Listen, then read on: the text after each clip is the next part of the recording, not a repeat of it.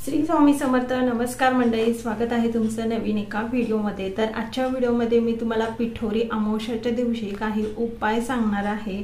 ते उपाय आईने मुलांसाठी करायचे आहेत। तर अमावस्या कधी येत आहे तर सप्टेंबर मध्ये सोमवारी 2 तारखेला अमावस्या येत आहे। या दिवशी पिठोरी अमावस्या आहे आणि याच दिवशी पोळा सुद्धा आहे, म्हणजे पिठोरी अमावस्येच्या दिवशीच पोळा येत असतो। तर अमावस्या ही सकाळी म्हणजेच पहाटे 5:21 पासून तर मंगळवारी 3 तारखेला सकाळी 7:24 पर्यंत ही अमावस्या आहे। म्हणजे अमावस्या ही सोमवारी दिवसभर राहणार आहे आणि मंगळवारी सकाळी संपणार आहे। तर अशा पद्धतीने अमावस्या आहे। तर आता पिठोरी अमावस्येच्या दिवशी आईने मुलांसाठी काही उपाय करायचे आहेत। तर भात शिजवायचा आहे। तर तो कशासाठी, तर मुलांच्या अनेक अशा समस्या असतात, शैक्षणिक समस्या असतात, किंवा मुलं ऐकत नाही, खात नाही, चिडचिड करतात, किंवा त्यांना नजर बाधा होते, अनेक काही अडचणी असू दे तुमच्या, तर हा उपाय तुम्हाला पिठोरी अमावस्येच्या दिवशी करायचाच आहे। तर हा उपाय तुम्हाला 12 वाजल्याच्या आतमध्येच करायचा आहे। 12 वाजल्यानंतर हा उपाय अजिबात चालणार नाही। आता त्या दिवशी मुलांना शाळा असेल तर तुम्ही शाळेत जाण्या अगोदर हा उपाय तुम्हाला लवकरात लवकर करायचा आहे। भात शिजवायला काही जास्त वेळ लागत नाही, त्याच्यामुळे तुम्ही हा उपाय सकाळी 6 नंतर 12 वाजेपर्यंत करू शकता। तर उपाय असा आहे की तुमच्याकडे 2 मुलं असतील किंवा 3 असतील, 1 असेल तर त्यांच्यासाठी भात तुम्हाला एकत्र शिजवायचा आहे। म्हणजे एवढीशी वाटी, छोटीशी वाटी भात होईल अशा पद्धतीने भात तुम्हाला शिजवायचा आहे।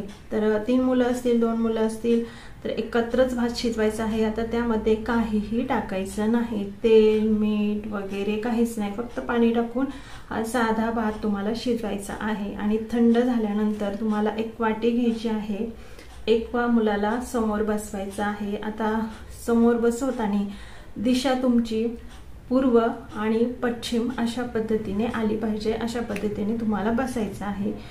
फक्त दक्षिण दिशेकडे आपलं तोंड नकोय, किंवा मुलाचं सुद्धा तोंड नकोय, ती बाजू पितरांची असते, त्याच्यामुळे तिकडं तोंड येईल अशा पद्धतीने तुम्हाला सुद्धा बसायचं नाहीये आणि मुलांना सुद्धा बसवायचं नाही। तर मुलांना बसवल्यानंतर वाटी घ्यायची आहे आणि 7 वेळेस तुम्हाला मुलांवरून उतरून टाकायचे आहे। उतरवताना जे तुमचं कुलदैवत असेल किंवा ज्या देवावर तुमची अत्यंत श्रद्धा आहे, किंवा फक्त श्री स्वामी समर्थ असं 7 वेळेस म्हणायचं आणि तो भात तुम्हाला बाहेर टाकायचा आहे। बाहेर जेथे तुम्ही टाकणार आहात तो भात कुणाच्या पायापासून ओलांडून जाऊ नये अशा पद्धतीने टाकायचा आहे, किंवा तुम्ही डायरेक्ट सरळ टेरेसवरती टाकू शकता, जेथे पक्षी वगैरे खाऊन जातील अशा पद्धतीने तुम्ही टाकू शकता। आता बऱ्याच लेडीजला टेरेसवरती टाकण्यासाठी परवानगी नसते, तर तुम्ही गॅलरीमध्ये एखाद्या कुंडीमध्ये, ताटामध्ये टाकून देऊ शकता, पक्षी येऊन त्याला खाऊन घेऊन जातील। तर अशा पद्धतीने तुम्हाला मुलांवरून भात उतरून टाकायचा आहे। आता जेथे तुम्ही टाकणार आहात तेथून रिटर्न तुम्हाला येताना पाय धुवून यायचा आहे आणि पाय धुवून आल्यानंतर देवापुढे बसायचं आहे। आणि जी काही तुमचे प्रॉब्लेम्स असतील, किंवा तुमच्या मुलांना सध्या काही प्रॉब्लेम नाहीये पण पुढे प्रॉब्लेम येऊ नये यासाठी सुद्धा तुम्ही हा उपाय करू शकता। अत्यंत प्रभावशाली आहे। या पिठोरी अमावस्येच्या दिवशी प्रत्येक आईने हा उपाय नक्की करावा असं मला तरी वाटतं। खरंच तुमच्या मुलांमध्ये काही प्रॉब्लेम असतील तर ते हळूहळू तुम्हाला क्लिअर झालेले दिसतील। तुमचे मुलं चिडचिड करत असतील तर ते सुद्धा व्यवस्थित होतील। त्याचबरोबर तुमचे मुलं अभ्यास करत नसतील, जेवण करत नसतील तर सगळं तुमचं क्लिअर कट होऊन जाईल। हळूहळू तुम्हाला बदल दिसून येईल। तर देवापुढे बसायचं आहे, देवाला प्रार्थना करायची आहे, जे तुमचे प्रॉब्लेम्स असतील ते सॉल्व्ह होऊ दे असं देवांना प्रार्थना करायची आहे।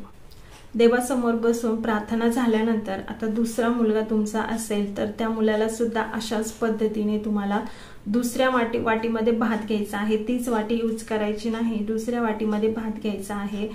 त्याच पद्धतीने तुम्हाला 7 वेळेस उतरून टाकायचं आहे। तुमच्या कुलदैवताचं किंवा श्री स्वामी समर्थाचं तुम्हाला नामस्मरण करायचं आहे, नाव घ्यायचं आहे आणि त्याच्यानंतर तुम्हाला तो भात बाहेर जिथे तुम्हाला योग्य वाटेल त्या ठिकाणी टाकून द्यायचा आहे, किंवा बाहेर जरी टाकला तुम्ही तर काळ्या कुत्रं वगैरे खाऊन जातील अशा पद्धतीने टाका. फक्त कुणाच्या पायाखालून ओलांडून जाऊ नये अशा पद्धतीने अजिबात टाकू नका.